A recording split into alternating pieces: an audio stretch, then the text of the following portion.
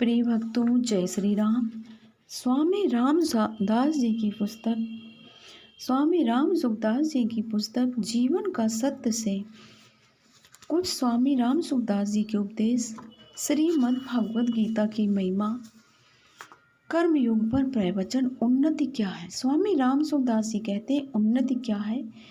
भगवद गीता की 6 अध्याय की 22वें श्लोक में आया है, यम लब्ध्वा चा परम लाभम मन्यते नाधिकम तथा या स्मन स्तुतो न दुखेन गुरुणापि विचाल्यते।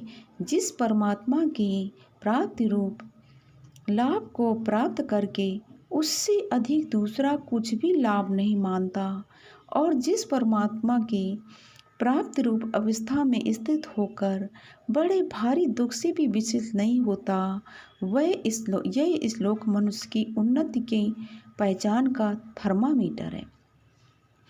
इसका ये अर्थ हुआ कि अब मेरे को कुछ मिल जाए, ये मनुष्य की इच्छा नहीं होती। और दूसरी बात है कि दुख उसे स्पर्श ही नहीं करता।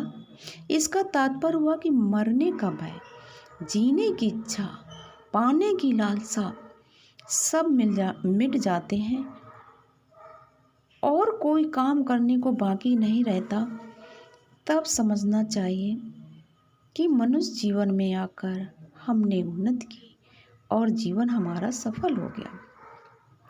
जो काम करना चाहिए था वह नहीं किया, जानने लायक को नहीं जाना, पाने लायक को नहीं पाया, तो फिर हमारा मनुष्य जीवन सफल नहीं हुआ है।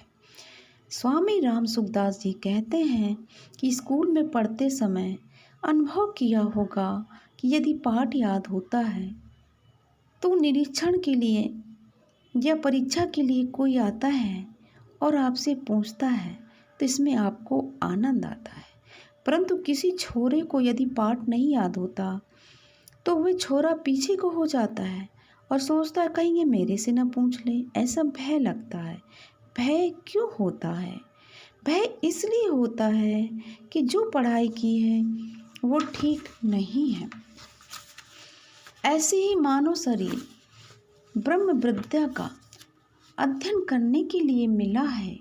यदि मनुष्य को मरने का भय, जीने की इच्छा होती है तो इसका अर्थ है कि उसने ठीक प्रकार से ब्रह्म विद्या का पूरा अध्ययन नहीं किया। जब ये अध्ययन पूरा हो जाएगा तो मरने का भय और जीने की इच्छा नहीं रहेगी। फिर जीते रहे तो आनंद, मर जाए तो आनंद, कोई चिंता नहीं, कोई इच्छा नहीं, कोई भय नहीं। फिर न जानना बाकी रहता है, न प्राप्त करना बाकी रहता है और न करना ही बाकी रहता है। इन चीज़ों का तो खाता ही उठ जाता है। ये बात मैं आपसे सच्चे तौर से कहता हूँ, ये मेरी कोई व्यक्तिगत बात नहीं है। स्वामी राम सुखदास जी कहते हैं कि मेरे घर की बात नहीं है, ये संतों की, शास्त्रों की, श्रीमद् भगवद गीता की बात है।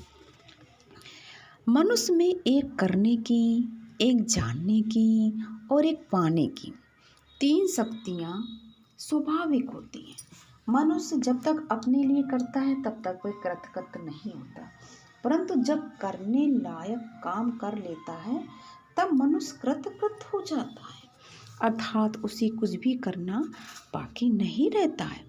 ऐसे मनुष्य चाहे कितनी ही भाषाओं का जानकार हो जाए, वह कितना विद्वान हो जाए, जब तक वह स्वयं अपने आप को नहीं जानता तब तक जानना बाकी रहेगा।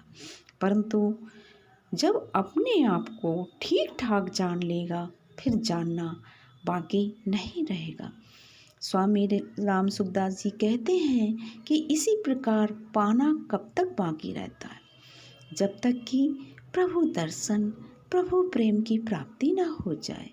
जिस समय सर्वोपरि परमात्मा मिल जाएगा, उनके दर्शन हो जाएंगे, उनका प्रेम प्राप्त हो जाएगा, तत्व का बोध हो जाएगा, तो फिर पाना बाकी नहीं रहेगा।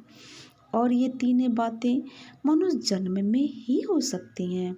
स्वामी राम सुखदास जी कहते हैं कि भगवद गीता से, संतों की वाणी से और सत्संग से मुझे इस बात का पता चला है कि इसके लिए केवल मनुष्य मात्र ही अधिकारी है, चाहे वो हिंदू हो, चाहे वो मुसलमान हो, चाहे वो बौद्ध हो, चाहे पारसी ईसाई कोई भी हो, किसी भी संप्रदाय का हो, वैष्णव हो, शैव हो, शाक्त हो, जैन हो, सिख हो और क्यों ना हो। स्वामी राम सुखदास जी कहते हैं कि मेरे सत्संग में तो मुसलमान भी आते हैं, आर्य समाजी भी आते हैं। आर्य समाजियों ने मुझे बुलाया है, मैं गया हूँ। बहुत से संप्रदायों में मेरा जाने का काम पड़ता है। मेरी बात किसी संप्रदाय के, किसी मजहब के विरुद्ध नहीं होती। जैसे माँ सब बच्चों को प्यार से दुलारती है, रखती है, उदारता से दूध पिलाती है, ऐसे ही हम सब परमात्मा के बच्चे हैं। अतः उस परमात्मा रूपी माँ का मस्ती से, आनंद से दूध पिएं। दुग्धम गीता मतम